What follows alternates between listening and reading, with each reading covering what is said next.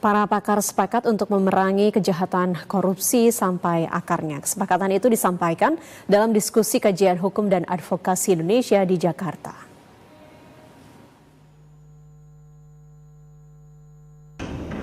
Pertama-tama kita haturkan puji syukur kepada Tuhan. Para pakar hukum berdiskusi membahas sejumlah kasus korupsi yang terjadi di Indonesia dan program-program pencegahan korupsi yang dinilai kurang efektif.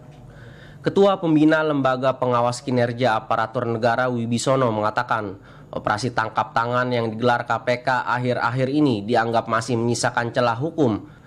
Wibisono menyatakan untuk memberantas korupsi mutlak harus diusut sampai tuntas hingga akarnya.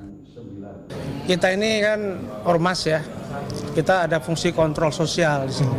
Kita mewakili masyarakat, bagaimana masyarakat itu menyuarakan, dan kadang-kadang antara penegakan hukum dan ketidakadilan itu nggak sama, nggak sesuai. Jadi bagaimana KPK, aparat hukum yang lain itu sebenarnya bisa saling menguatkan. Tidak ada ego, tidak ada ego sentris ya Pak Saud. Intinya kita hanya mengamati, mengkontrol, dan memberi masukan ke aparat hukum. Tujuan utama diskusi kita hari ini.